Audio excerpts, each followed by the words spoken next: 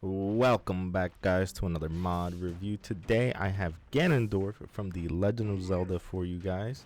So we're gonna start off right away with his first ability. So we have his primary ability, which is his melee. He can do a jabbing attack that can stun, and if you jump in the air, he gets a double kick. And as his alternate primary, we have cleave, which is where he gets out his big sword and starts absolutely demolishing people. He can also buff this sword with 40 of his stacks from his Triforce ability, and it allows him to shoot beams of light out of the sword every time you auto attack. For his passive, we have Triforce.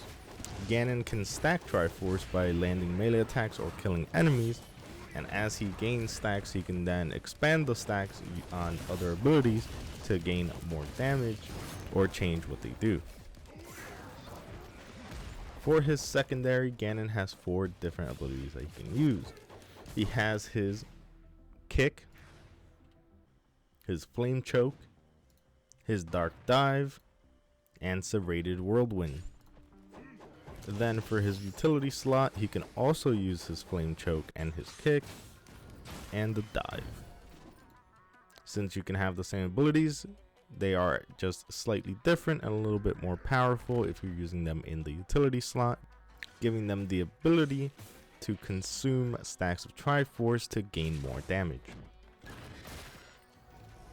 And lastly, for his special, we have Warlock Punch, Inferno Guillotine, and Obliterate. Both Warlock Punch and Inferno Guillotine can consume stacks of Triforce to gain more damage, and Obliterate can be charged to deal more damage at a longer range. And that goes over the character. So now let's get into my thoughts on him. Ganondorf is definitely a very well made character. He's pretty simple on the basics. You can understand how to play him fairly quickly, and the only thing you really are going to have trouble with are mostly flying enemies. But even those can be easily dispatched with a couple kicks into the air, since your secondary always starts with 2 of the abilities unless you're using the serrated whirlwind. But the thing you do gain when you throw serrated whirlwind is that you get your kick back as an ability. So using serrated whirlwind is probably one of the best abilities he has, as you get access to both throwing the sword, which stays out and does damage, and then you get your ability to use the 2 kicks so that you're just maximizing on DPS. Overall, the abilities aren't really all that overpowered, but they are quite fun to use. I think the only thing that can get a little crazy in the beginning is the stacks of Triforce, since they do give you armor. So you can become very tanky and almost take no damage in the early stages when it's very easy to stack up on the stacks, and nothing's really doing too much damage to you anyway, so it becomes a little bit difficult to die in the beginning, as long as you're not playing like a complete idiot. I will say though that the sword variant of his primary is an interesting one, as you do get access to the sword, which doesn't initially give you much options, but if you do get the chance to stack up past 50, it does gain the ability to throw that energy blast. So you can throw a little cutting wind kind of action into the air, which is very helpful if you don't want to use all of your abilities to try to catch any of the flying enemies, or if there's too many. It does have its uses, which is always great. I personally prefer using the original primary, the fist, but it is a good secondary option that changes up the playstyle of the character. And lastly, I guess I'll spend a little bit of time talking about the specials. Now for the specials, starting off with the Warlock Punch. Warlock Punch is just a classic for the character. Everyone knows it from Smash. And it still works out pretty much the same here. It's just a decent AoE blast right in front of him. It does a ton of damage, especially if you have stacks already.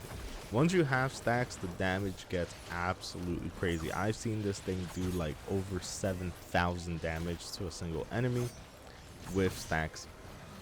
It's pretty insane. And that goes for his obliterating kick too. The Inferno Guillotine downward kick also has the added benefit of sucking enemies in, which is a great way of getting rid of all the flying enemies, which means that you don't have to really worry too much about the flying enemies. As long as you have your special up, you can just jump up into the air, press your special, all the flying enemies get sucked in, and they get absolutely destroyed by that one move. And Obliterate, I don't like using too much. I feel like the charging time is a little bit long, which just makes you stationary for a long time.